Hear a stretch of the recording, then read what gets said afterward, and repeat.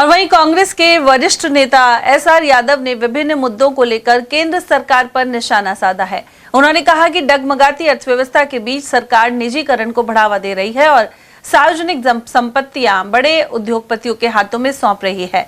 जिस तरह अंग्रेजों के शासन में देश का शोषण हुआ था, उसी तरह आज अंबानी और अडानी जैसे बड़े उद्योगपति सरकार से अपने हितों के लिए काम करवा रहे हैं। वहीं उन्होंने कानून व्यवस्था पर सवाल उठाते हुए अलवर में असिस्टेंट कमिश्नर के घर लूट का उल्लेख किया। साथ ही कहा कि जब वरिष्ठ अधिकारियों के घर भी सुरक्षित नहीं हैं, तो आम जन की सुरक्षा का अंदाजा लगाया जा सकता है। देखिए, देश की परिस्थिति, पूरा देश डिगमगाया हुआ है, सस्पेंस में है। देश का नेतृत्व किस प्रकार से गुमराह करने में झूठ बोल करके देश की स्थिति को दर्शाना चाह रहा है। आपने देखा होगा, पीछे तकरीबन काफ़ी समय तक, सैकड़ों दिनों तक अमेरिका और इजराइल के साथ मिलकर के ईरान के ऊपर जो अटैक किया था, वो स्थिति भी हमारे देश ने देखा। और रूस से हमारी कितनी लंबी संधि चली हुई थी, वो भी देश ने देखा। ये सारी चीज़ों को अगर एनालाइज करते हैं आज की डेट में देश की जनता, तो मैं समझता हूँ 16वीं सदी के अंदर जो गोरे अंग्रेज जो हमारे देश के अंदर एक अड्डा बनाया था, घुसे थे, और उन्होंने शुरू में आते ही देश की वाक़ियत को जाना और एक ईस्ट इंडिया कंपनी के नाम से उन्होंने एक स्थापित कर दिया और पूरा देश को उन्होंने जकड़ लिया, कब्जे में जकड़ लिया। ईस्ट इंडिया कंपनी को इतना पावरफुल बना दिया कि देश की जो अर्थव्यवस्था थी वो सारी वीक हो गई। जो हमारे जो सोने की चिड़िया जो हम कहते थे, उस चिड़िया को उसने लूटने खसोट करके ईस्ट इंडिया कंपनी के माध्यम से एक स्थायी ट्रेजरी बना दिया।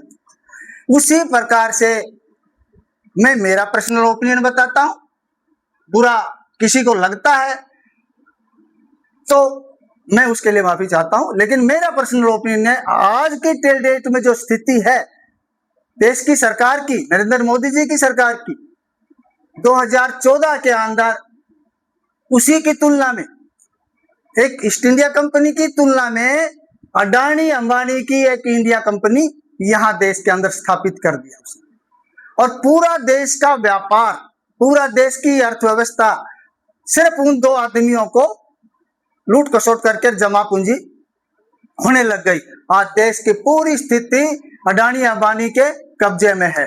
तो मैं समझता हूं देश का वातावरण सही दिशा में नहीं है।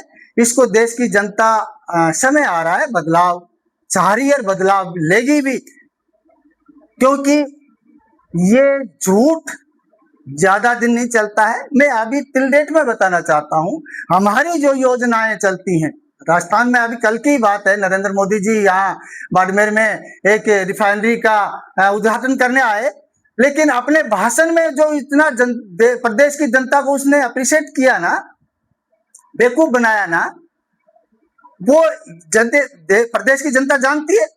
हमारे गहलोत साहब ने उसका रिफाइनरी का उद्घाटन किया था, फाउंडर तो वो थे। ये तो रिनोवेशन करते हैं देश के अंदर भी। जो हमारा देश का 1947 के अंदर, 1947 के अंदर जब हमने फ्रीडम करवाया देश की, फाउंडर कौन थे?